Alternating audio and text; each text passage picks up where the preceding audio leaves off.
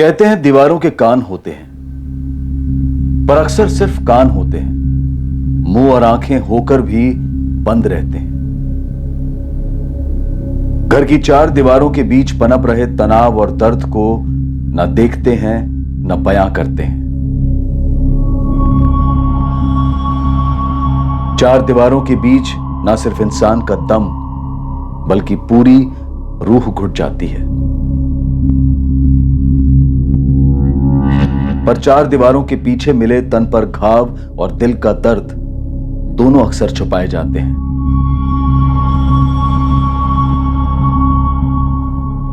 या फिर दोनों को भुलाए जाने की कोशिश की जाती है। पर जब अपने पराये बनकर वार करते हैं तो बर्दाश्त की सीमा पार हो जाती है और जुर्म का बदला जुर्म से होता है।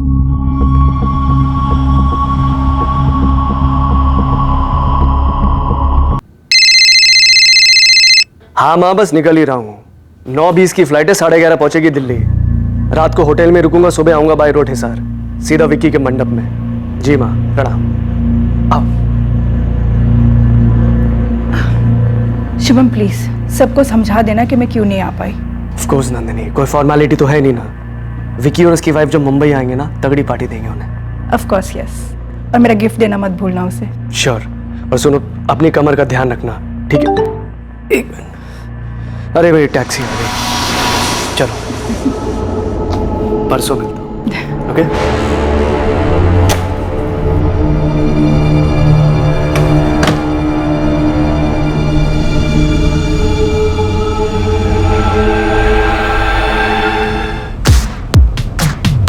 सर, आपने पुणे का एग्जैक्ट एड्रेस नहीं डाला है।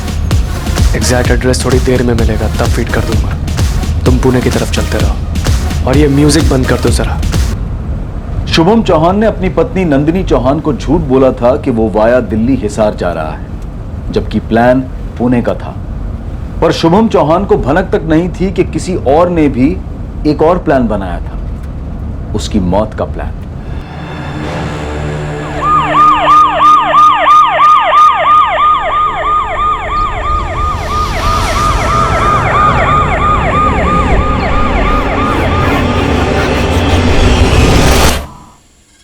कोई गाड़ी या किसी और को जाते देखा? नहीं साहब, बहुत जोर से लगी थी तो मैं झाड़ी में आ गया।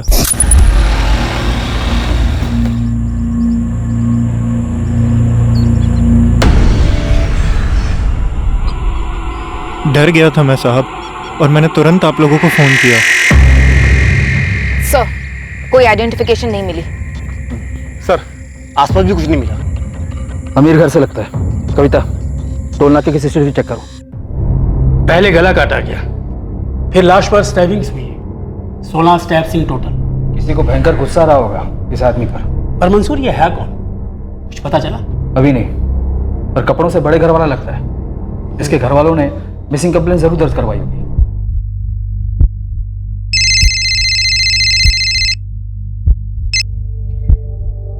हाँ बे। भाभी नमस्ते। भैया फोन क्यों नहीं उठा रहे हैं? अरे पर शुभम को तो अभी तक पहुंच जाना चाहिए था। वही तो बात है, यहाँ विक्की की शादी भी हो गई है और भैया की कोई खबर भी नहीं है। बताओ। पर शुभम तो कल रात की फ्लाइट से ही दिल्ली चले गए थे। मम्मी जी से बात भी तो हुई थी। हम लोग बहुत परेशान हो रहे हैं भाभी, जरा देखिए ना क्या बात है। हाँ हाँ, मैं देखती हूँ।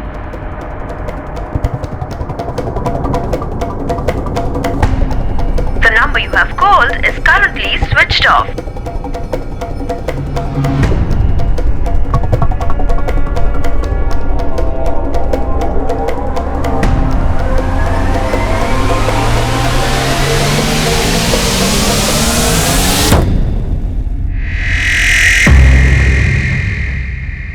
यही है, स्पीड अप टैक्सी से पुणे आया था। टैक्सी में अकेला है। टैक्सी नंबर है MHXX994E। टैक्सी कंपनी को कॉल करके ड्राइवर का नंबर लो और उसे लाश की फोटो भेजो तुरंत। नंदिनी जी, आपके पति मिस्टर चौहान कल शाम की फ्लाइट से दिल्ली गए थे? जी, वो रात को होटल में रुक के सुबह हिसार के लिए निकलने वाले थे बाई रोड। कौन सी एयरलाइन की फ्लाइट थी? सॉरी, ये तो नहीं पता। दिल्ली के किस होटल में रुकने वाले थे, कुछ पता है? सॉरी, ये भी नहीं पता। वो बस 2 दिन के लिए जा रहे थे, कल लौट के आने वाले थे फैमिली में एक वेडिंग अटेंड करके। दिशा, एक काम करो, कल शाम की मुंबई से दिल्ली जाने वाली सारी फ्लाइट चेक करो और मिस्टर चौहान का फोन ट्रैकिंग बढ़ा दो। Right sir. ठीक है मिस्टर चौहान, हमें जैसे ही कुछ पता चलेगा हम आपको इन्फॉर्म करेंगे। मैडम जी, फोटो देखा मैंने, वही आदमी है, मिस्टर शुभम चौहान। कल शाम को उनकी बुकिंग थी पुणे के लिए। उनको मैंने मलाड के शाइनिंग पर्ल अपार्टमेंट से पिकअप किया था। शाम मुझे शाइनिंग पर्ल अपार्टमेंट का एग्जैक्ट एड्रेस चाहिए, जल्दी मैसेज करो। जी मैडम, अभी कर देता हूँ। सर, स्पीड अप कंपनी के टैक्सी ड्राइवर श्याम शुक्ला ने फोटो आइडेंटिफाई की है। कोई शुभम चौहान है, मलाड वेस्ट मुंबई से, ये उसका एड्रेस है। इस नंबर पर कोई और मूवमेंट? सर, अभी भी फोन स्विच ऑफ आ रहा है। इस एड्रेस का लैंडलाइन निकाल कर फोन करो। मम्मी जी, मैंने मिसिंग कंप्लेंट दर्ज करा दी है। पुलिस पता कर रही है कि क्या हुआ है। उसने तुम्हें कुछ नहीं बताया था नंदिनी? बताया होता तो मैं आपको और पुलिस को बताती ना। मेरी तो जान ही निकली जा रही है। मम्मी जी, मेरा भी यही हाल है। मुझे जैसे कोई खबर मिलती है ना, मैं आपको फोन कर दूंगी।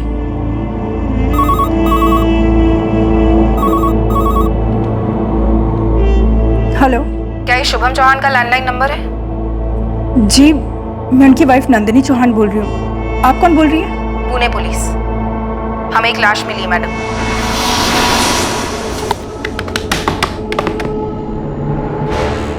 कौन था यह आगंतुक, ये अचानक आधम का अजनबी जिसने मुंबई के खुशहाल चौहान परिवार पर कहर बरसाया था? क्या थी इस आगंतुक की मंशा जिसके चलते शुभम चौहान की इतनी भयंकर हत्या कर दी गई? उसी दिन लाश की शिनाख्त करने के लिए उसकी पत्नी नंदिनी चौहान पुणे पहुंची और उसने अपने पति की लाश को पहचान लिया।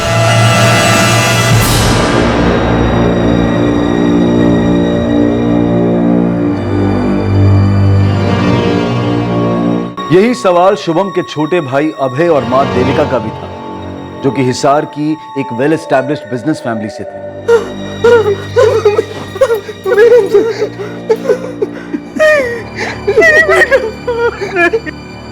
इतनी बेरहमी से की गई हत्या किसी गहरी दुश्मनी और नफरत दोनों की तरफ इशारा कर रही थी। इस कत्ल और उसके मकसद को समझने से पहले शुभम चौहान को समझना जरूरी था। कौन था यह आदमी? क्या था इसका इतिहास और वर्तमान जिसने उसके भविष्य पर इतनी बेरहमी से रोक लगा दी थी? नंदिनी जी, क्या काम करते थे आपके husband? Shubham online content writer थे। वो वेबसाइट्स के लिए आर्टिकल लिखते थे। उन सभी वेबसाइट्स के नाम लिखकर दे दीजिए आप हमें, प्लीज।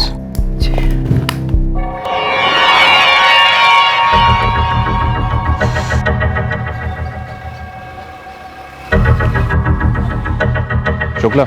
हाँ पुलिस। हाँ मैडम, आप मुझे बता चुकी हैं कि शुभम चौहान की 8 अगस्त की कोई बुकिंग नहीं थी।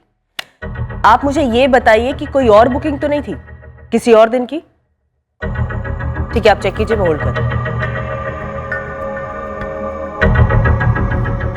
क्या? आप बुकिंग ऑर्डर मुझे तुरंत फैक्स कीजिए, राइट नाउ। कई वेबसाइट्स के लिए काम करते थे, फेमस वेबसाइट। जी हाँ, वो अपने काम में काफी अच्छे थे। काम को लेकर शुभम की किसी के साथ कोई अनबन, कोई इशू, कोई दुश्मनी? नहीं, शुभम ज्यादातर घर से ही काम किया करते थे। सर,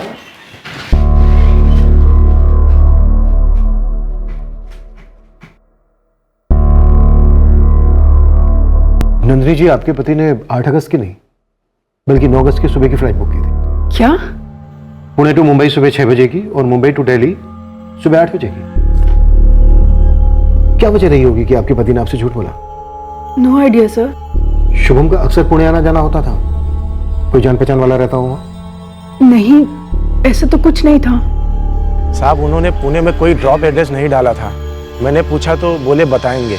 तो कब बताया और कहाँ ड्रॉप किया? जब हम पुणे में एंटर हुए ना साहब, तब उनको एक कॉल आया था। हेलो, हाँ पुणे पहुंच गया हूं मैं। GTI कॉलेज क्रॉस किया है। कहाँ पर? अच्छा, आता हूं मैं। भैया, ये रोड के एंड से पहले जो लेफ्ट है वहां रोक लीजिएगा। जी। कितने हुए? उन्होंने कैश पे किया और वहीं रुके रहे। मैं चला गया साहब। उसे वहां रिसीव करने के लिए कोई नहीं था, बस ऐसे ही सड़क पर ड्रॉप कर दिया? जी साहब। अगर तू झूठ बोल रहा है ना, तो याद रखना, ये तेरी जिंदगी का आखिरी खाना होगा। शुभम घर से बहुत कम बाहर निकला करते थे। ये हिसार वाली शादी के लिए वो महीनों बाद मुंबई से बाहर जा रहे थे। उनकी दुनिया उनका काम ही था, उनका कंप्यूटर। बिल्डिंग में किसी के साथ कोई झगड़ा या फिर कोई और पुरानी दुश्मनी? नंदिनी जी, आप ठीक हैं? दुश्मनी बिल्डिंग में नहीं थी, घर में थी, हमारे घर में। किससे? शौर्य, हमारा बेटा। वो उन दिनों कॉलेज के फाइनल ईयर में था। शौर्य, शौर्य दरवाजा खोलो and come out right now. Shaurya, मैं क्या बोल रहा हूं? Open the door. शौर्य, इतनी हिम्मत तुम्हारी, घर में ड्रग्स लोगे तुम? डैड, मैंने ड्रग्स नहीं लिए हैं। शौर्य, हाउ डेयर यू! तुम्हारी हिम्मत कैसी हुई अपने डैड पे हाथ उठाने की? मैंने हाथ नहीं उठाया। डैड झूठ बोल रहे हैं, मैंने ड्रग्स नहीं लिए। Shut up! पहले भी मैंने तुम्हें ड्रग्स के साथ पकड़ा था। तुमने प्रॉमिस किया था कि तुम ये दोबारा नहीं लोगे। लेकिन अभी मैंने ड्रग्स नहीं किए हुए हैं। नहीं लिए तूने? तो ये क्या है? किसका है ये?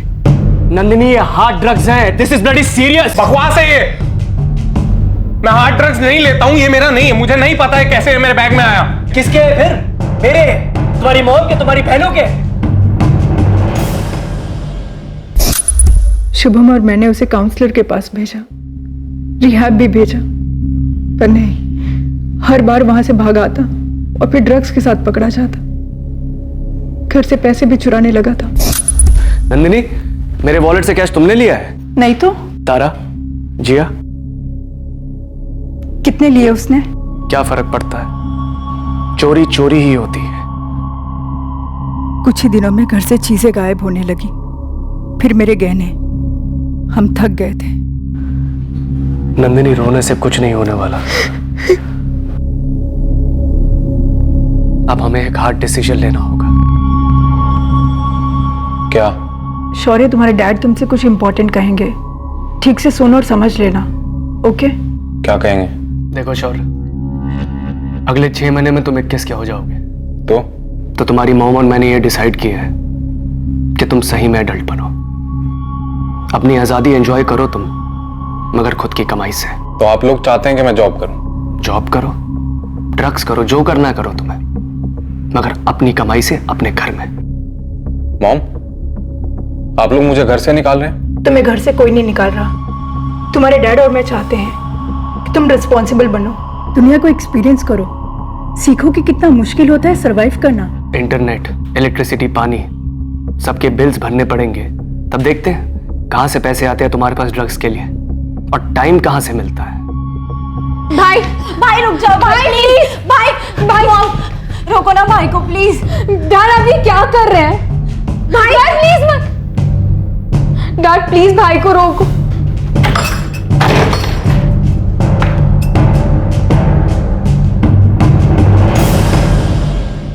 दिल पर पत्थर रख के हमने ये फैसला लिया था, पर शौर्य ने उसकी अहमियत नहीं समझी। अपने ही घर को बर्बाद करने की ठान ली थी उसने। इस वक्त कहाँ है शौर्य? करता क्या है? लास्ट सुना था किसी पिज्जा चेन में काम कर रहा है। मेरा फोन तक नहीं उठाता। और आपको लगता है शौर्य ने ही अपने डैड का मर्डर किया है? आपको उसका एड्रेस पता है? पेक्यूलर पिज्जा में काम कर रहा था, शायद वहां से एड्रेस मिल जाए। सर, टैक्सी ड्राइवर ने बताया कि शुभम को उसकी टैक्सी से जस्ट उतरने के पहले कोई कॉल आया था। नंबर फर्जी होगा, फिर भी कॉल रिकॉर्ड्स निकलवाओ और पेक्यूलियर पिज्जा कंपनी से शौर्य का एड्रेस लो, उठा के लेके आओ उसको। दिशा, इन सारी वेबसाइट्स पे बात करो, पता करो शुभम का किसी के साथ किसी तरह का कोई इशू था क्या? Okay sir. सर, ये मिसेस चौहान कह रही थी कि शुभम पूरा टाइम कंप्यूटर पे काम करता था, तो हमें उसकी ऑनलाइन हिस्ट्री और हार्ड डिस्क स्कैन करनी चाहिए। राइट, लैपटॉप स्कैन करो, डिलीटेड हिस्ट्री के लिए फॉरेंसिक के पास भेज दो, और शुभम की बिल्डिंग में भी बात करो, उसके बारे में सारी जानकारी इकट्ठा करो। होती अजीब कैसे एक औरत अपने पति के मर्डर का इल्जाम अपने ही बेटे पे लगा दी। शौर्य, शौर्य दरवाजा खोल, शौर्य दरवाजा खोल, शौर्य दरवाजा खोल।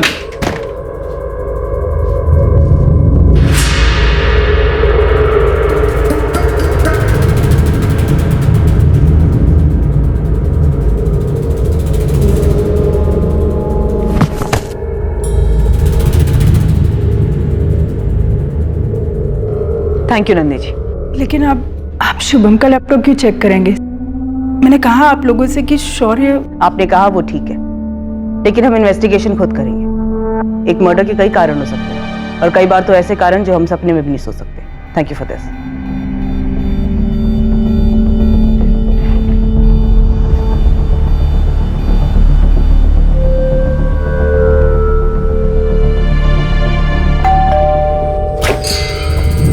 शौर्या, शौर्या, उठना यार, पुलिस आई है, बातचीत करना चाहती है, उठना। कमाल है, इस पर्टिकुलर पिज्जा कंपनी ने अभी तक इसे जॉब पर रखा कैसे? नो सर, काम में अच्छा है, रिसेंटली इसका प्रमोशन भी हुआ है, असिस्टेंट मैनेजर बना है सर। सर नॉर्मली ज़्यादा लेता नहीं है, पर 2 दिन से थोड़ा ज़्यादा कर रहा है। इसके डैड के मरने के बाद सेलिब्रेशन। नजर लग गई हमारी फैमिली को। पर आप हमारी नजर में नहीं लाई कि आपकी 2 बेटियां भी हैं। थी मेरी छोटी बेटी जिया 2 साल पहले ही।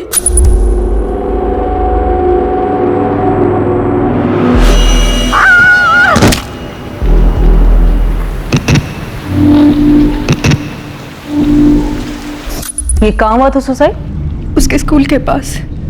क्यों हुआ था मिस्टर चौहान? हमें कभी पता ही नहीं चला। वो काफी परेशान थी। जिया, अपने हाथ दिखाओ।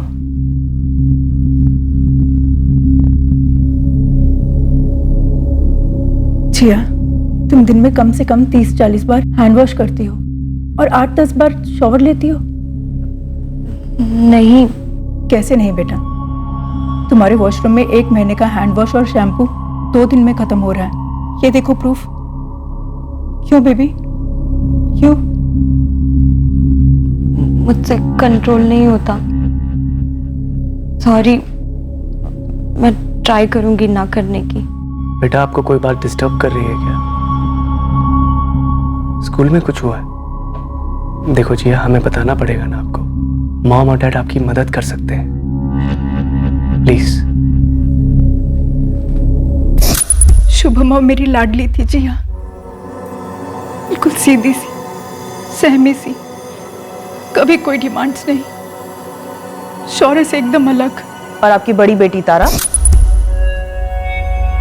शौर्य की फीमेल वर्जन, सिद्धि। छोटी छोटी बात पर लड़ना। 2018 में अपनी मर्जी से अपने कलीग अभिषेक के साथ शादी कर ली और 1 साल के अंदर उससे लड़के वापस आ गए। क्या हुआ तारा? क्या हुआ? तारा, क्या हुआ बेटा? मैं अभिषेक को डिवोर्स दे रही हूँ। डिवोर्स? पर किया क्या है उसने? पागल मत बनो तारा, शादी डिवोर्स कोई बच्चों का खेल नहीं होता। गुट गुट के जीना भी तो कोई खेल नहीं है ना माँ। जो मेरे अंदर चल रहा है वो सिर्फ मैं ही जानती हूँ। हमने उनका पैचअप कराने की पूरी कोशिश की, पर तारा नहीं मानी। माजरा क्या था? ये पति अभिषेक, अफेयर था उसका? हाथ उठा था तारा पे? अभिषेक तो अच्छा लड़का था, वो तो बस तारा को उसमें सिर्फ बुराइयां ही दिखती थी। अभिषेक का घर छोड़ने के बाद तारा हमारे साथ 3 महीने तक रही और फिर सडनली मैं और शुभम उसके लिए विलन बन गए। कम ऑन तारा, हमने ऐसा भी क्या कर दिया है?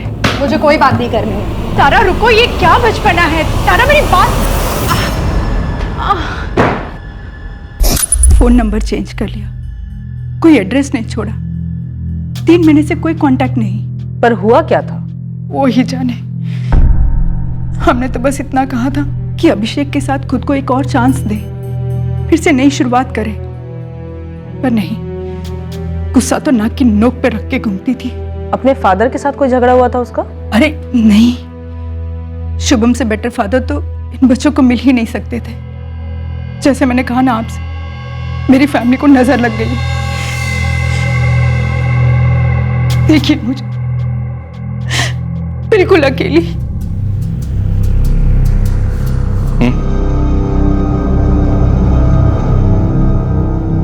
शौर्य, 8 अगस्त की रात तुम कहाँ थे? 8 अगस्त? परसों रात? परसों तो मैं यही घर पर ही था। सर 8 अगस्त को मेरा ऑफ था, तो पूरी शाम में घर पर ही था। और शौर्य? इसकी ड्यूटी थी तो शायद ही घर पर नहीं था। हाँ, मैं ड्यूटी पर था। नहीं थे सर। 8 अगस्त को शाम को 6 बजे से लेकर रात को 2 बजे तक मेरी ड्यूटी थी पेक्यूलियर पिज़्ज़ा में। दरअसल हम तीनों वहीं पर जॉब करते हैं। शौर्य की भी शिफ्ट थी सर, लेकिन इसने सीक लीव ली थी। हाँ, मेरी तबीयत खराब थी। कौन से हॉस्पिटल में थे? क्योंकि घर पर तो तुम नहीं थे। हॉस्पिटल? नहीं, याद है मैं मूवी देखने गया था सर। मूवी कौन सी थी? थिएटर कौन सा था? थिएटर यहीं पास में ही था। अगर तुम एक्टिंग कर रहे हो ना तो बहुत अच्छी एक्टिंग कर रहे हो, लेकिन अगर वाकई में तुम्हें परसों का दिन याद नहीं तो ये नशा तुम्हें बहुत जल्द खत्म करेगा। नशा यादें खत्म करता है, इसलिए करता हूँ। शौर्य चौहान ने ऐसा क्या किया था कि जिसकी यादों को भुलाने के लिए वो नशे का सहारा ले रहा था? नंदिनी के शब्दों में उसके परिवार को किसकी नजर लग गई थी? शुभम चौहान के कत्ल की तहकीकात दरअसल एक परिवार का पोस्टमार्टम साबित हुआ।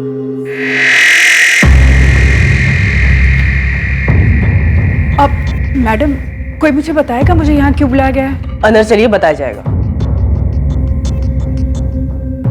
तुम दोनों को भी बुलाया जाएगा, तब तक बाहर बैठो। मिसेस चौहान, आपने हमें बताया नहीं कि जिया की मौत कोई सिंपल सुसाइड केस नहीं था। ये रहे जिया के सुसाइड केस के पेपर्स। पर ये पेपर्स आपके पास कहाँ से आए? आपसे बात करने के बाद मैं कांदीवली पुलिस स्टेशन गई थी, वहां से जिया की क्लोजर रिपोर्ट ली। ये सब आप मुझे क्यों बता रही हैं? और जिया के सुसाइड का शुभम के मर्डर केस से क्या लेना देना? पुलिस ने सुसाइड एस्टैब्लिश किया, चार्जशीट फाइल की, लेकिन आपने उस चार्जशीट को चैलेंज किया, ये कहते हुए कि आपको अपने बेटे शौर्य पे शक है, उसके सगे भाई पर।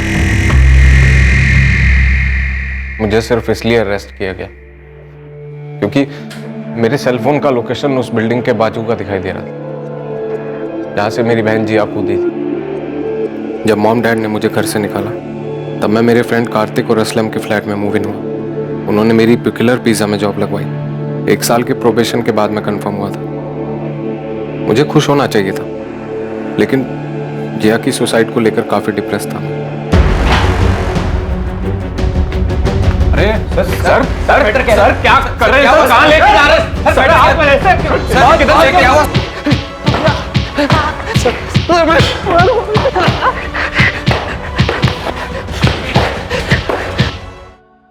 मुझे बहुत पीटा गया, कुत्तों की तरह। लेकिन सर मैं यही कहता रहा कि मैं मेरी छोटी बहन का मर्डर क्यों करूंगा। पूरे 6 महीने इन्वेस्टिगेशन चली, लेकिन वो लोग मेरे खिलाफ कुछ साबित नहीं कर पाए। सुसाइड के वक्त तुम्हारा फोन लोकेशन उस इलाके में क्यों था? क्योंकि सर वो बिल्डिंग और जिया का स्कूल मेरी पिज्जा आउटलेट के बगल में है। जिया कभी कभी मुझसे मिलने आती थी।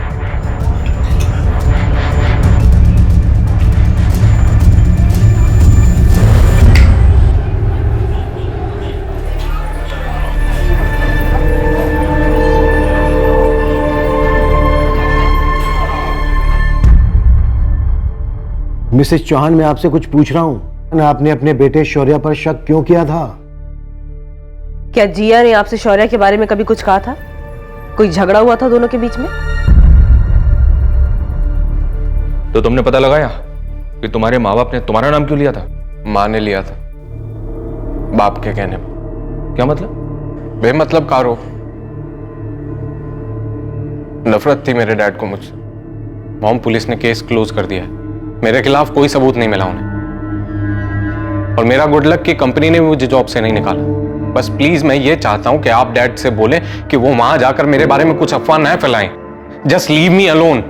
मैं यहां पर दोबारा कभी कदम नहीं रखूंगा। बस एक बार ये जानना चाहता हूं कि चलो डैड तो मुझसे नफरत करते हैं, लेकिन आपको ऐसे कैसे डैड ने ब्रेन वॉश कर दिया? मुझे और तुम्हारे डैड को बहुत दुख है कि ड्रग्स ने तुम्हें क्या से क्या बना दिया, और इसके लिए हम रिस्पॉन्सिबल भी हैं। बट प्लीज अभी के लिए तुम यहां से जाओ, आगे तुमसे कोई बात नहीं करनी है। सच क्या है तुम भी जानते हो और हम भी। क्या था ये सच मिसेस चौहान जो आपको शुभम को पता था और शौर्य को भी पता था? मैं उसके बारे में बात नहीं कर सकती। नंदिनी जी, क्या शौर्य जिया को गलत तरीके से? तुम्हें कैसे पता चला शुभम? क्या तुमने कुछ देखा था, कुछ सुना था, या जिया ने खुद तुमसे कुछ कहा था? डायरेक्टली कुछ नहीं कहा था उसने, मगर उसकी डेथ से कुछ ही दिन पहले एक रात मेरी बात हुई थी उससे। रिया, अरे अब क्या हुआ? ये लो बेटा, दूध पियो और मुझे बताओ क्या हुआ है। डैड हेल्प कर सकते हैं आपकी। ये दूध गिरा दूं तो वापस ग्लास में नहीं डाल सकते ना, कुछ वैसा ही है। छोड़िए, आपसे एक क्वेश्चन पूछूं? हाँ पूछो ना। जब कोई आदमी ड्रग्स करता है तो क्या वो भूल जाता है उसकी मॉम कौन है, सिस्टर कौन है? क्या वो जानवर बन जाता है? एज पेरेंट्स हम फेल हो गए नंदिनी। जिया हमसे कुछ कहना चाहती थी मगर कहने से पहले ही चली गई। शायद शौर्य ने उसको धमकाया हो या शौर्य ने उसको कुछ कर दिया हो। तुम्हारा मतलब शौर्य ने जिया को मारा है?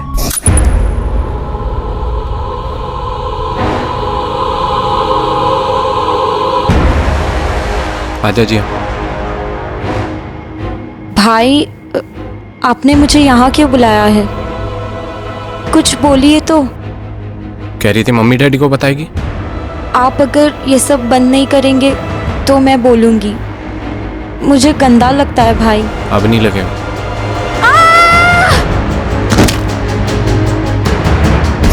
उसके बाद मैंने कोर्ट में शिकायत की शौर्य के खिलाफ, मेरे अपने बेटे के खिलाफ जो इतना गिर चुका था। उसे जेल में ही होना चाहिए था। उसने जिया को मार डाला। मेरी स्ट्रॉन्ग फीलिंग है सर। और अब आपकी फीलिंग है कि शौर्य ने ही शुभम का भी मर्डर किया? 100%। और कौन करेगा बताइए?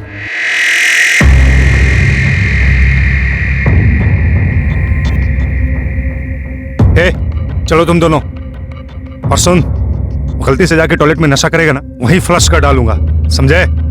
तुम लोग भी नशा करते हो? मैं कभी कभी। ये नहीं करता सर। पर सर इस मर्डर में हमारा कोई कनेक्शन नहीं है सर। अटेम्प्ट टू मर्डर का तो है ना। तुम लोग पिज्जा बनाते हो, इतना तो पता ही है कि पिज्जा बनाने से पहले काफी तैयारी पहले से करके रखनी पड़ती है, फिर उसको सजाकर ओवन में डाल दिया जाता है। जी सर। हमारा भी कुछ ऐसा ही है। तुम तीनों को उठाने से पहले थोड़ी तैयारी हमने भी करके रखी। साहब, ये जो आपका शुभम चौहान है ना, वो जहाँ रहता था शाइनिंग पल अपार्टमेंट, उसके पास एक रास्ता है। वो सुनसान रास्ता जो पीछे की तरफ जाता है? जी मालिक। तो वहाँ चरसी मंडली बैठती है। और ये लड़का शौर्य भी चरसी है। तो उनमें से एक चरसी ने टिप दी कि करीब 2-2.5 साल पहले दिसंबर 2016 में इस शुभम चौहान पर उसी रास्ते में कोई हमला हुआ था। दिसंबर 2016 में 3 नकाबपोश लोगों ने हमला किया था शौर्य को उसके अपने घर से निकाले जाने के बाद, जब वो तुम दोनों के साथ रहने आया था। सर, दरअसल शौर्य अपने डैड से नफरत करता था और उन्हें चोट पहुंचाना चाहता था। दरअसल सर हमारा इरादा उनको चोट पहुंचाना था, मर्डर करना नहीं था सर। बस सर, हम शौर्य की बातों में आ गए थे उस एक टाइम सर, सिर्फ उस एक टाइम।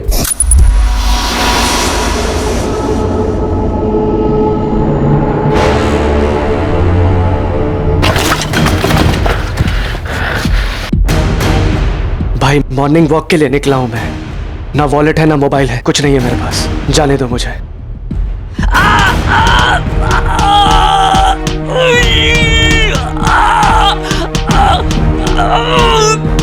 शौर्य, चल आजा, बहुत हो गया।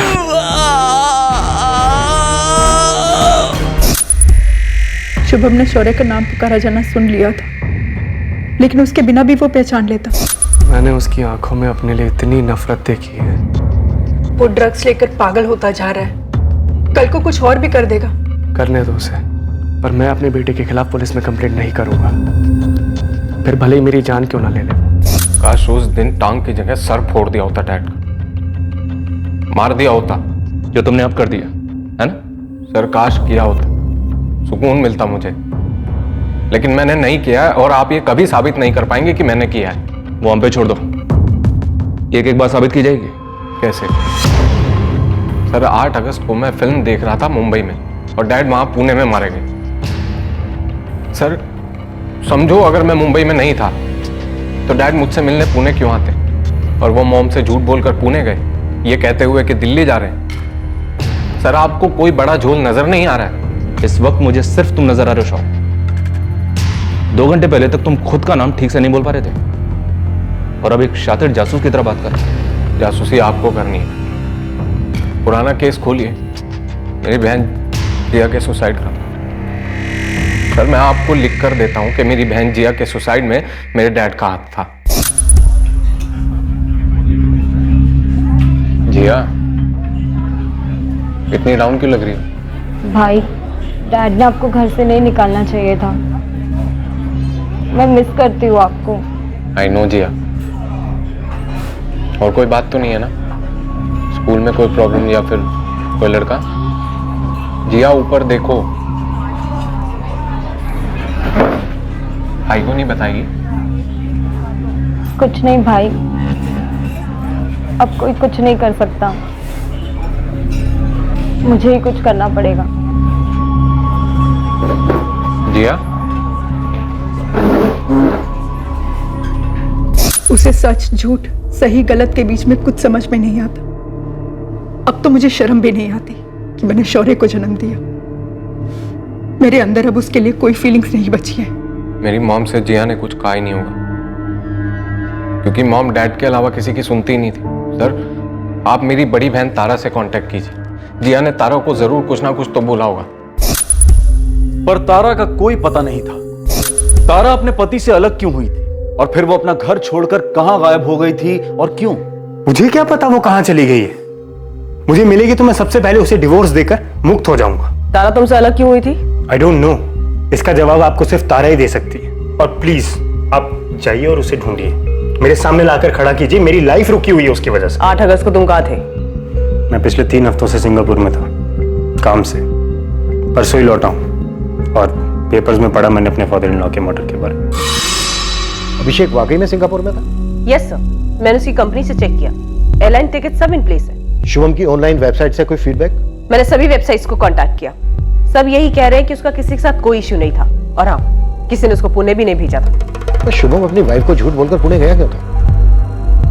कोई तो माजरा है शुभम को लेकर। सब मुझे उससे कॉल आई थी कार में। हाँ पुणे पहुंच गया हूँ मैं। पुणे पुलिस ने कंफर्म किया कि वो नंबर फर्जी था। पुणे पुलिस को बोलो कि उस फर्जी यूजर को ट्रेस करें। और शुभम के लैपटॉप से कुछ मिला? ऑनलाइन जिंदगी जी रहा था वो। फॉरेंसिक टीम स्कैन कर रही है, थोड़ा टाइम लगेगा रिपोर्ट आने में। सर मैक्स फन सिनेमा की सीसीटीवी में शौर्य दिखा है। फिल्म खत्म होने के बाद भी बाहर निकलता हुआ दिख रहा है। उसके बाद कॉलोनी के बाहर के सीसीटीवी में दिखाई दे रहा है घर की तरफ जाते हुए। मतलब साफ है शौर्य पुणे तो नहीं गया सर। पर शुभम पुणे गया था, वो वहां किसी से मिला, फिर उसका मर्डर हो जाता है।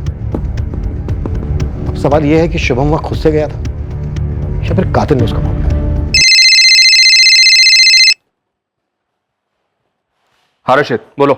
साहब मालवानी से बोल रहा हूँ। यहाँ एक राजू ड्राइवर है जिसे इस साल मई के महीने में शुभम ने नौकरी से निकाल दिया था। इससे कोई टिप मिल सकती साहब, आपको उठवा लो। पूरे 2 साल ईमानदारी से ड्यूटी की थी चौहान फैमिली की। वो शुभम साहब की किसी एक्सीडेंट में टांग टूट गई थी, तब उन्होंने मुझे रख लिया था। साहब मैं पूरी शिद्दत से ड्यूटी करता था शुभम साहब की, सबसे घुल मिल भी गया था। जब जिया ने आत्महत्या की तो मुझे लगा मैंने अपनी छोटी बहन को खो दिया।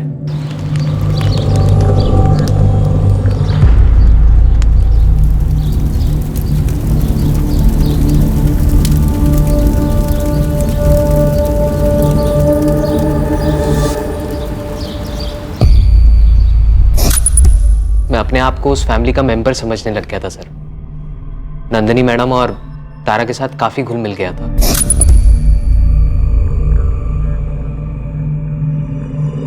पर पता नहीं किसने कान भर दिए उनके मेरे खिलाफ।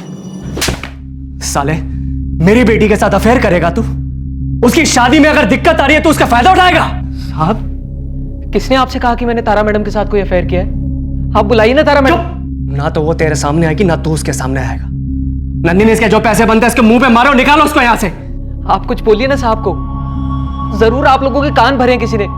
मैडम आप तो जानती हैं कि मैं ऐसा नहीं हूं। देखो, अच्छा यही होगा, अपना हिसाब बताओ, लो और निकलो यहाँ से। सुन, मेरी फैमिली मेरे लिए बहुत जरूरी है। मैं किसी बाहर वाले को उसे नुकसान नहीं पहुंचाने दूंगा। निकल यहाँ से। अरे सर, मुझे कैसे पता?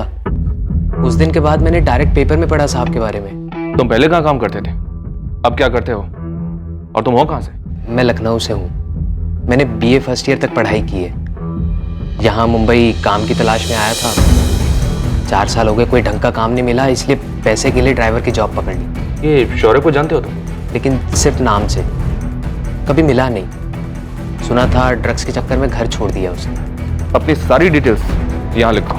शुभम सर के मर्डर में मेरा कोई हाथ नहीं है सर। हाँ, बुरा जरूर लगा था मुझे जब जॉब से निकाला गया जलील करके। उससे ज्यादा बुरा तो तब लगा जब मैडम ने भी मुझ पर विश्वास नहीं किया। हाँ ठीक है, डिटेल्स लिख दो यहाँ पे।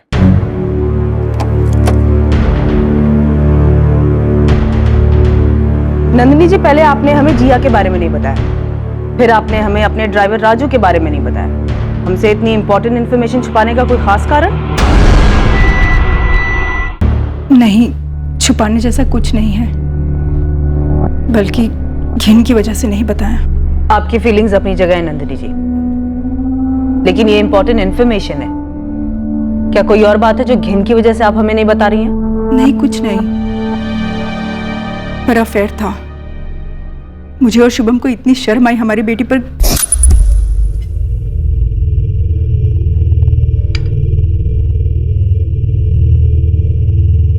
मॉम, ये राजू फोन क्यों नहीं उठा रहा है? आज मुझे जॉब इंटरव्यू के लिए जाना है। उसने छुट्टी वुट्टी ली है क्या?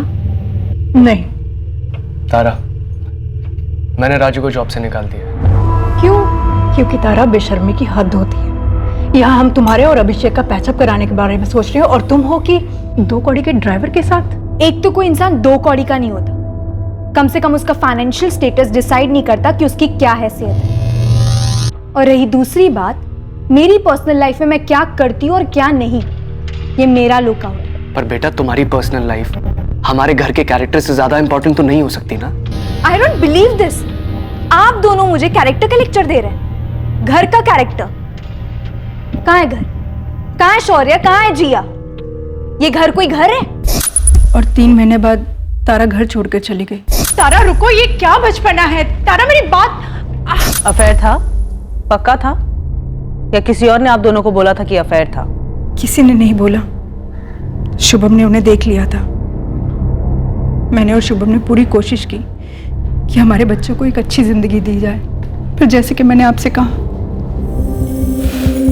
नजर लग गई हमारी फैमिली को।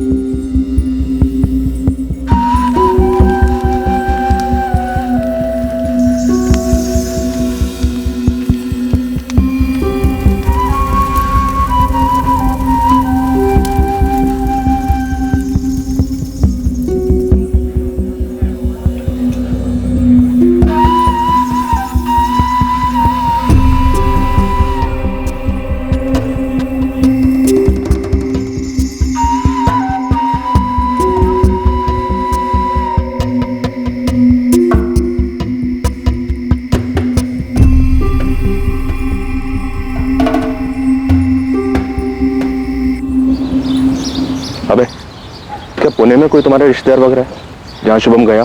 जी नहीं, हमारा कोई रिश्तेदार पुणे में नहीं रहता। जब शुभम हिसार में था या जब दिल्ली में जॉब कर रहा था, कभी किसी ने उसे जान से मारने की धमकी दी हो या किसी क्रिमिनल से पाला पड़ा हो अतीत में? जी नहीं, कभी नहीं। शुभम का एक अतीत तो था जिसकी पुलिस को उस वक्त कोई जानकारी नहीं थी। साथ ही शुभम का एक छुपा हुआ वर्तमान भी था जिसकी पुलिस को ही नहीं बल्कि उसकी फैमिली को भी भनक नहीं थी। तारा की खोज ने शुभम के वर्तमान और अतीत दोनों का पिटारा खोला।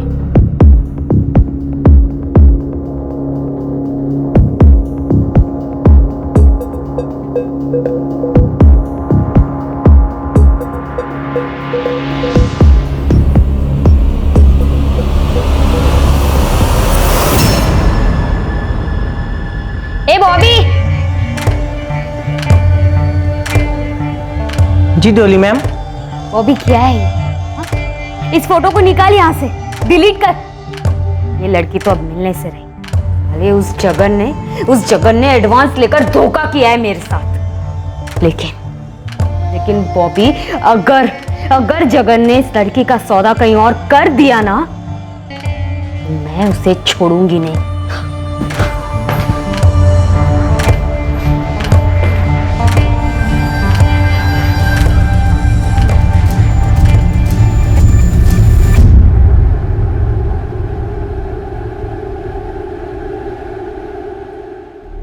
राशिद, वो तुम्हारी तारा चौहान जिसे पुलिस ढूंढ रही है, वो मेरे सामने है।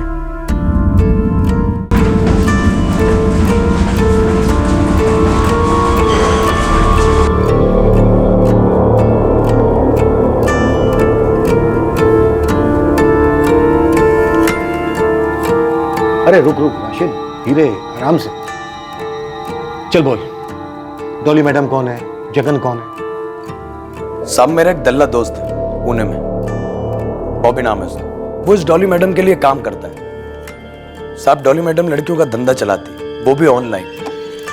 ये सारी लड़कियां सप्लायर से खरीदी जाती, फिर वो डॉली मैडम की प्रॉपर्टी बन जाती है। साहब ये बॉबी ऑफ साइड काम देखता है, होटल बुक करना, लड़कियों को टाइम पर लाना, उनकी पेमेंट करवाना, सब। साहब ये बॉबी डॉली मैडम के छोटे मोटे काम भी करता है, मोटा मोटा बिजनेस मैनेजर है इनका। और ये जगन लड़कियां सप्लाई करता है डॉली के लिए? बिल्कुल साहब, ये जगन अलग अलग जगह से लड़कियां ढूंढता है, खरीदता है, फंसाता भी है। तो बॉबी ने मुझसे बोला कि जगन ने डॉली से एडवांस लिया था तारा के लिए, लेकिन जगन ने लड़की डिलीवर नहीं की और जगन फरार है साहब। ये जगन भी पुणे का ही है? जी साहब। शुभम भी पुणे गया था सर, और वहां उसका मर्डर हुआ। सर, पुणे पुलिस से मैसेज आया है, वो जो फर्जी नंबर था जिससे शुभम को फेक कॉल आई थी, वो ट्रेस हो गया है। नाम पता चला उसका? ये सब कोई हिस्ट्री शीटर है, प्रोस्टिट्यूशन के केस में सजा काट चुका है। जगन सेठी नाम है उसका? Yes sir. शुभम चौहान को उस आदमी का फोन आया था जो डॉली मैडम को उसकी बेटी बेचना चाहता था। How possible? उसकी अपनी सगी बेटी? Inspector Saurabh Rawat, Malad police station. Inspector Rawat, मैं एक्स एसीपी राघव कुमार बोल रहा हूँ। 10 साल पहले मैंने पुलिस फोर्स से अर्ली रिटायरमेंट ली थी और तभी से मैं अपनी प्राइवेट डिटेक्टिव कंपनी चला रहा हूँ। जी राघव साहब बोलिए, क्या सेवा कर सकते हैं आप? सेवा तो दरअसल मुझे करनी है तुम्हारी, शुभम चौहान मर्डर केस को लेकर। राघव साहब, आप हमें शुभम चौहान मर्डर केस की टिप दे रहे हैं? दरअसल 9 साल पहले का मेरा एक केस था। जब मैंने शुभम चौहान के मर्डर के बारे में पढ़ा तो सोचा आपको फोन करूं। देखिए, ये जो तीनों बच्चे हैं, तारा, शौर्य, जिया, ये शुभम के अपने बच्चे नहीं हैं। शुभम इनका असली पिता नहीं है। व्हाट? शुभम चौहान, शौर्य, तारा, जिया इनके सगे फादर नहीं थे? बिल्कुल।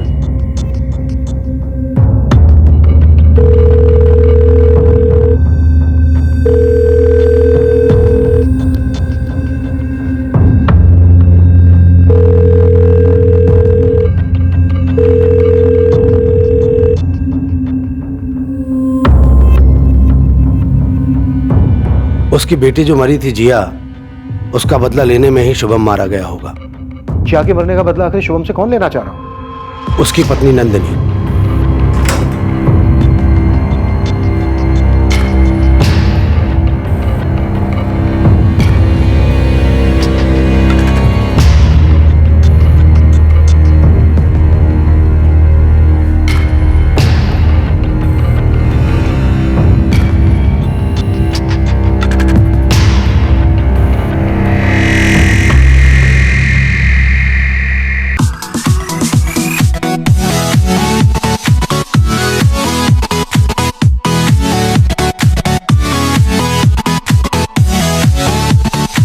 हमेशा निशाना बनाया था साले पे, लेकिन निशाना किसी और का लगा। लेकिन क्या लगा बॉस?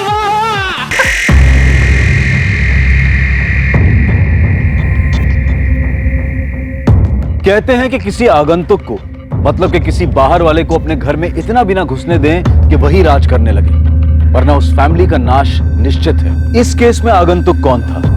ड्राइवर राजू या तारा का पति अभिषेक, या ड्रग्स से चूर हुआ खुद को भूल चुका शौर्य जो घर वाला होकर भी बाहर वाला हो गया था? इस केस की तहकीकात घर की 4 दीवारों में उबल रहे उस तनाव को, उस चौंकाने वाली, दुखद और भयंकर किस्म की सच्चाइयों को टटोलने वाली थी, उन पर रोशनी डालने वाली थी। जहां पीड़ित और पीड़ा अक्सर गुमनाम और पर्दे के पीछे रहते हैं, दर्द का घूंट पीते रहते हैं। केस के दूसरे और आखिरी भाग में देखिए कि किस तरह से जिया की मौत से शुभम के मर्डर का ताल्लुक था, और क्या जिया की मौत सुसाइड थी या फिर कुछ और। अब मैं अनूप सोनी आपसे विदा लेता हूं। कल रात 11 बजे आपसे फिर मुलाकात होगी एक और नए केस के साथ। और याद रखें, क्राइम और आपके बीच में सिर्फ इतना फर्क है कि आप कितने सतर्क हैं। सतर्क रहें, सुरक्षित रहें। जय हिंद।